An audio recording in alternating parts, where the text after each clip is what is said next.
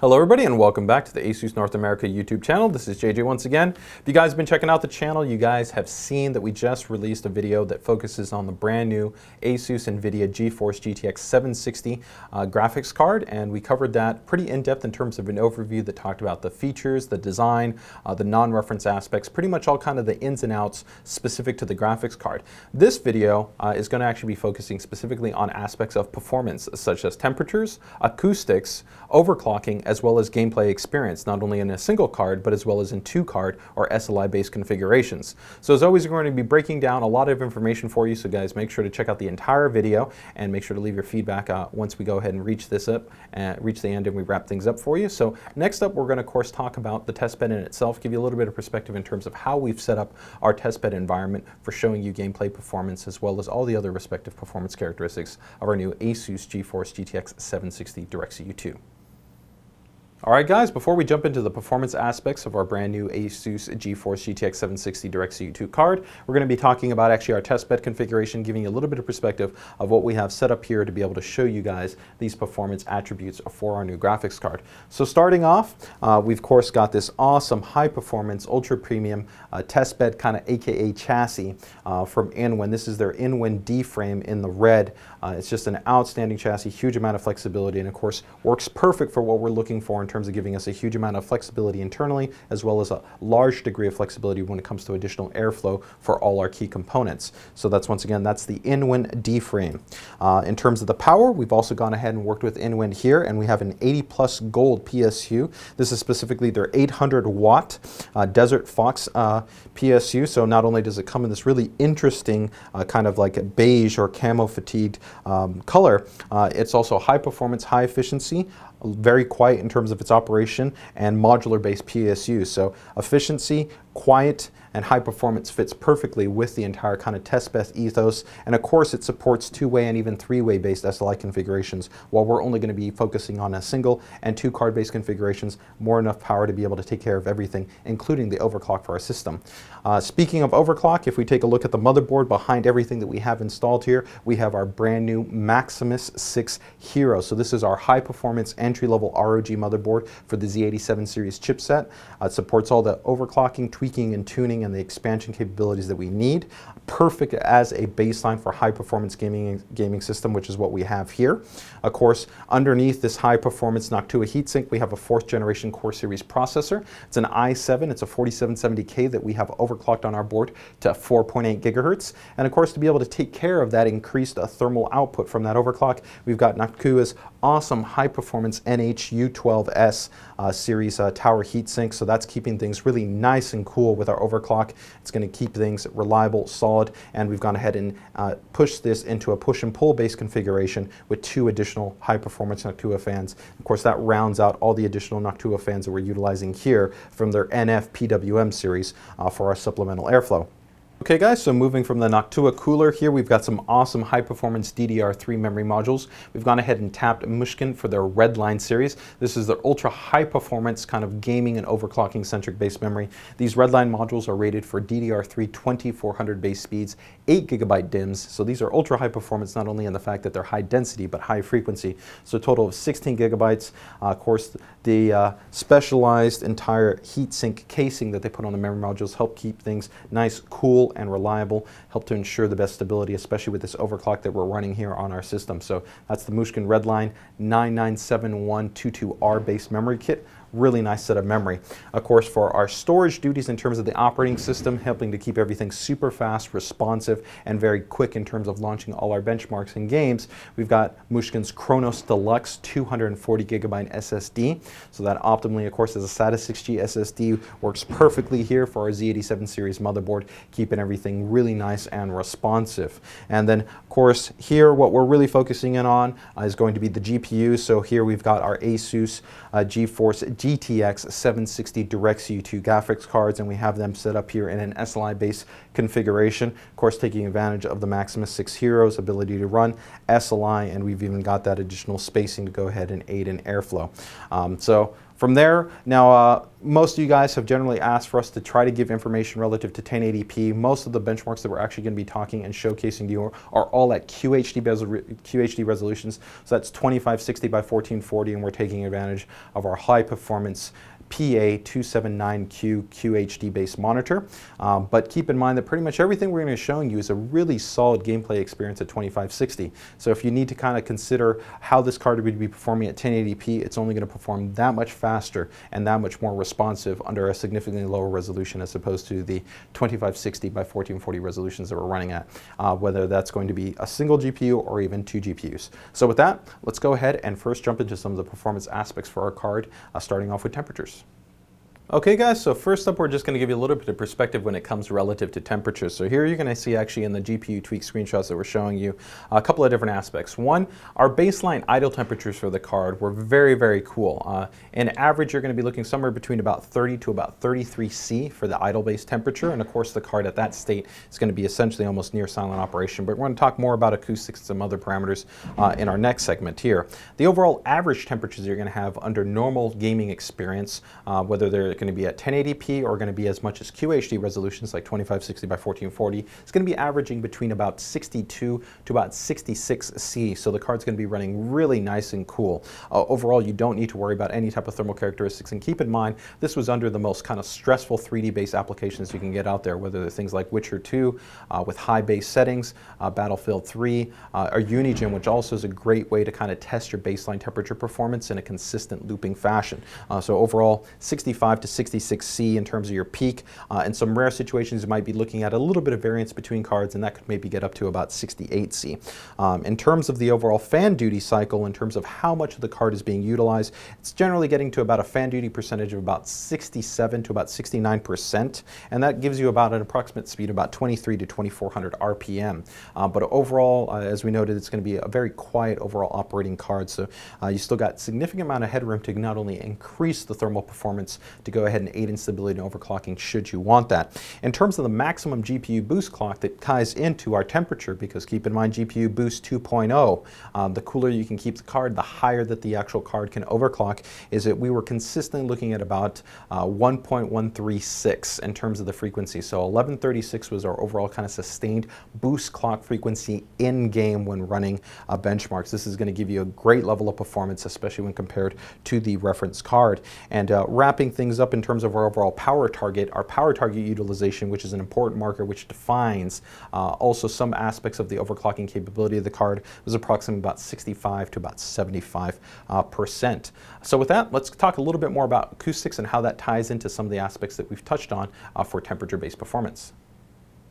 Okay guys, so next up, now that we've talked a bit about temperatures, we're going to talk a bit about acoustics. Of course, one of the hallmarks of DirectCU II series graphics cards is not only do they run very cool, but they run very quiet under load. And you're definitely going to continue to have that same type of experience here in the card, whether it's going to be in a single GPU or it's going to be in two GPUs. Now, as we noted earlier, in terms of the overall average fan speed, you're going to be looking between about 2300 to about 2400 in terms of what's going to consistently be the rotating speed for the fans underneath gaming load for an extended period of time and with no breaks in between level loading. Of course, lighter base engines are going to, of course, be able to run at a lower RPM metric, and that's going to go from the card probably being at the standpoint where, in my experience and based on my analysis, you're looking at essentially near silent operation. You know, in our amniotic chamber when we're testing it, we're looking at approximately about 29 to 30 dB. So a very quiet based experience when it comes to the overall card itself. And when we talk about that fan speed being about 23 to 2400 RPM and the overall fan duty being approximately about 69 to 70%, there's still quite a bit of additional room. The card's peak RPM metric will be a little bit over about 3500 RPM. So you can see that within that, not only can you additionally increase the cooling performance, but the card still has quite some way in terms of spinning up and revving up to be a quite a bit more noticeable card. But even I'd say at 100% utilization, while it would be a clearly audible based solution inside of a well-sealed chassis, it's actually going to probably only be a moderate hum in terms of the overall pitch. So even for you guys that are looking for the absolute highest level of cooling performance and overclockability, the acoustics are still going to be quite solid. But at defaults, you're going to be looking at an overall experience that's about near silent in operation. So with that, let's go ahead and jump into our next aspect of performance, which is going to be gameplay. From here, we're going to predominantly be focusing at two-way based SLI configurations, but we will be touching a little bit on single base card performance as well. Okay guys, so first up in terms of our gameplay performance, we've gone ahead and set up our testbed configuration in SLI, so we're running 2 GPUs, and we've gone ahead and utilized the GeForce Experience software to go ahead and automatically detect the games that we're going to be running, and that's also going to go ahead and give us our preset levels of profiles in terms of optimizing all the gameplay experience parameters to go ahead and give us a fast, fluid, and responsive, but still high quality gaming experience. So here I'm just going to kind of quickly scroll through the options for you so you guys can see what we have enabled. You can see that we're fully taking advantage of the advanced NVIDIA architecture in terms of what these GPUs have to offer and fully taking advantage of their high performance nature. So things like advanced fog, advanced lighting, ambient occlusion, anthroposcopic filtering, cloth simulation, all that stuff is enabled, ultra high. I'll continue to scroll down here and you guys can see that pretty much we're running with just about all the aspects fully enabled. Even things like multi-sampling, we're at an 8 times MSSAA fully enabled in terms of that. We've got objects at ultra, particles at ultra, post-processing enabled, and of course our resolution is we're running at a native QHD resolution 2560 by 1440. So the great thing about this is we didn't have to worry about any settings. We just click them with the GeForce Experience and we're good to go. So let's go ahead and jump into the gameplay, run through a quick course on the track in Grid 2 and see what performance looks like. Okay guys, so we're going to go ahead and show you guys some Grid 2 here. Of course, the game's in QHD resolutions. We're filming this in 1080p, so you're not going to be able to see every single detail, but the game still definitely is fully taking advantage of a huge amount of the modern generation aspects that you're going to have in a current generation title. So everything from ambient occlusion to advanced post-processing, particle lighting, cloth simulation, all kinds of really crazy things. The great thing about it is we didn't have to worry about any of those. We just utilized the GeForce Experience software to go ahead and enable all these parameters, go ahead and give us a great look, and go ahead and create a more immersive gameplay experience. And of course with these 2 high performance GPUs in SLI, and you can see here the scaling, which is indicated by our graph, we're getting great performance out of this. At this point right now I'm looking just about shy of or actually a little bit over 200 frames a second. So a real high level of performance and awesome scaling. So that gives you a little bit of performance perspective in regards to Grid 2. So with that, let's go ahead and actually jump into our next title. Okay guys, so next up we've got an awesome indie title for you here, giving you a little bit of different perspective. The great thing is with Trine 2, it's actually utilizing the Frostbite based engine, so this is the same engine that actually powers Battlefield 3. So you have a really awesome game that has just an entirely different type of dynamic and gameplay experience because of its kind of platformer roots. In terms of course all our settings, we've pretty much maxed this game title out 2560 by 1440. For anti-aliasing, we've gone ahead and taken advantage of the FXAA and 2 times super sampling anti-aliasing technology. Now you can see that there's actually a couple of different levels, including even a highest level extreme FXAA with a 4 times super sampling, and that's actually still even playable in this configuration. Keep in mind we have not even overclocked the cards, but I feel that this level allows for even a smoother level of gameplay experience, although all of them are entirely playable, so it's really up to you in terms of what you feel most comfortable with. And of course, in terms of the graphical detailing options, we've gone ahead and selected the highest level, so very high. Really has this game looking just outright gorgeous. So let's jump into Trine 2 and show you a little bit of the performance. Okay guys, we've gone ahead and jumped into Trine 2, and you can already see right there in the left-hand corner we've got our FPS marker, and that's locked in at 100 frames a second in terms of the gameplay experience. And really Trine 2, I mean, it's just an amazing title when you consider its overall kind of creative aspects in terms of how the game looks and feel. And when you add in the aspects of what this engine can offer, it really looks amazing. Keep in mind that also one of the really cool things about this game engine is that you can take advantage of NVIDIA's 3D technology, and with the 3D technology, this game just is amazing looking. If you take advantage of a 3D based monitor like one of our VG series panels. Could also conjure boxes out of thin air. So let's go ahead and just prop this guy up here. And the great thing is, regardless of the different type of environments that we're going to travel through here in terms of the gameplay experience, it's still going to be an outstanding level of performance.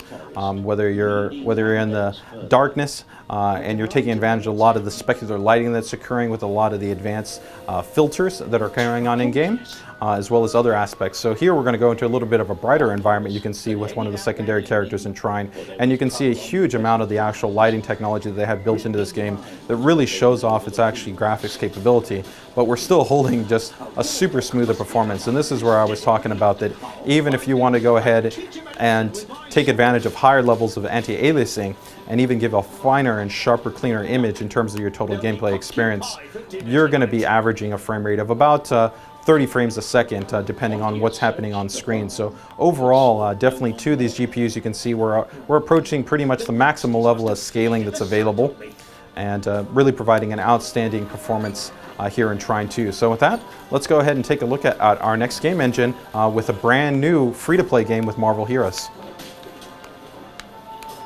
Okay guys, next up is an awesome brand new free-to-play title out there for you guys that are fans of comic book based titles. Here we've got brand new Marvel Heroes, and so we've gone ahead and set this pretty much the maximum based image quality setting. So 2560 graphics level is set to very high, and there's actually quite a number of advanced features that they've gone ahead and incorporated into this game engine. It's actually utilizing the Unreal based engine, so it is quite flexible in terms of the graphical quality they can offer. So with that, let's go ahead and actually jump in game.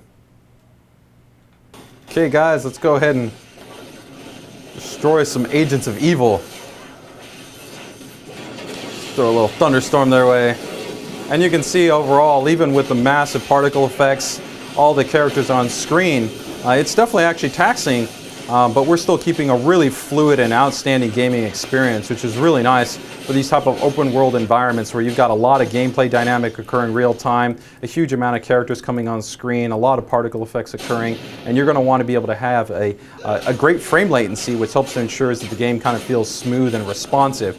And you've seen that we've been dropping anywhere from about as much as 100 frames all the way down to I think about 45 frames, but overall a really great level of gameplay experience, and that mirrors even when you have a huge amount of content on screen with lots of enemies. So that gives you a little bit of perspective here on an awesome new title that we have with Marvel vs. Heroes. So with that, let's go ahead and wrap things up with probably one of the hardest graphical engines on the market right now, and take a look at Witcher 2, essentially maxed out.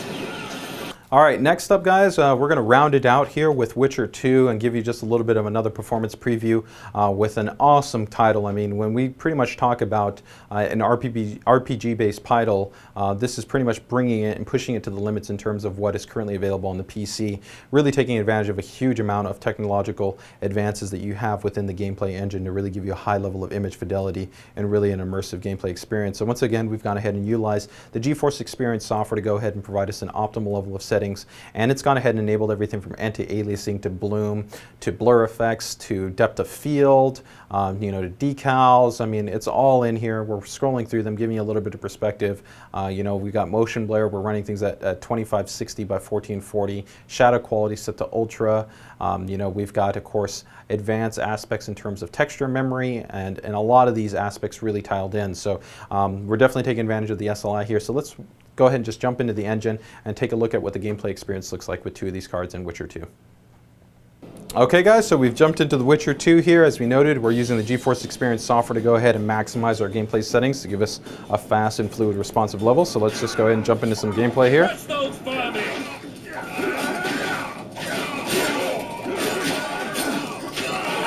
And you can see here that definitely, even with all the characters on screen, all the effects occurring in the background, we're keeping a really smooth and responsive level of gameplay.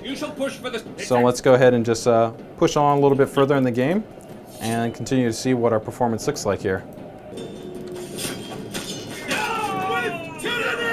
And we can see even when we stop here and just take a look at the advanced rendering that's all happening in-game with all the advanced effects in gameplay, we're not even moving in terms of the frame rate. We're still keeping a really fast and fluid and responsive environment. So let's go ahead and jump into the next section here and take a little bit more at some gameplay. All right guys, so let's just finish it up here with a cool little onslaught of the enemy.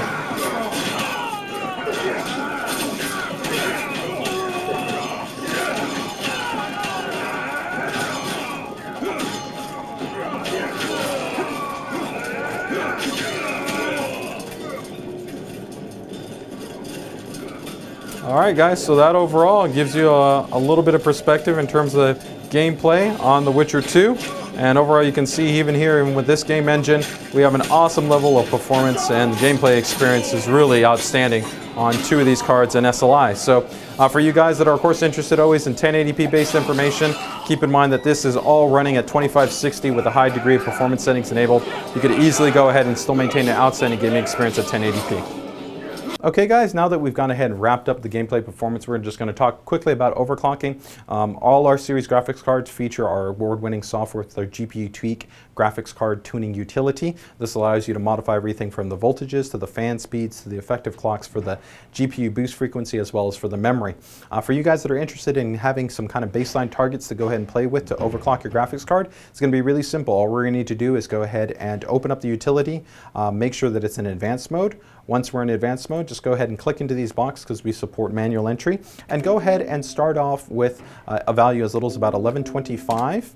And for the memory, about 6200.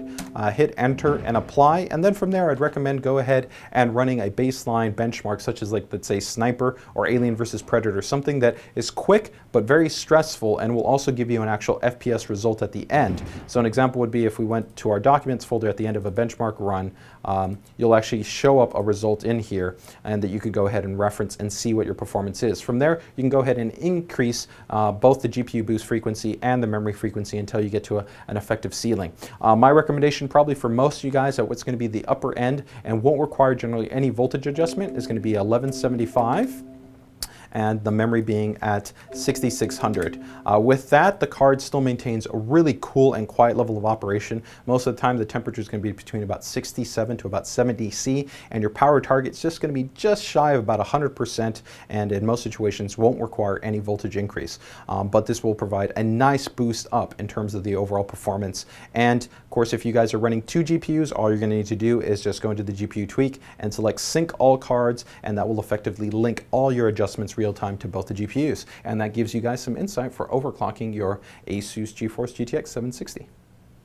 Alright guys, so that wraps up our overall performance coverage in terms of our brand new ASUS GeForce GTX 760 DirectCU II graphics card. Overall, I think it really shows that this card, for its price point, is really offering an outstanding level of performance, not only in single card, but definitely dual card configurations, offering you a cool and quiet experience that offers a huge amount of overclockability. And when paired up with something like the GeForce Experience software, really makes gaming a great and easy and fluid experience. You know, as always, we'd love to hear your guys' feedback. We went ahead and we kind of developed a little bit of a different format for this performance preview for you guys, and we'd like to kind of try to keep this going forward. So whether it's in respect to the temperatures, the acoustic, the gameplay, or the overclocking section, we'd love to see that feedback here on the YouTube page in the comment section. Or you can also feel free to go ahead and hit us up at our ASUS North America Facebook pages, our ASUS North America Twitter pages, or go ahead and also shoot me an email here also on the YouTube page, and I'll do my best to get back to you when I can. So as always, we appreciate you guys checking out the video. Please make sure and subscribe for more content. We're going to keep having additional content coming, and make sure to like the video. And as always, thank you for watching.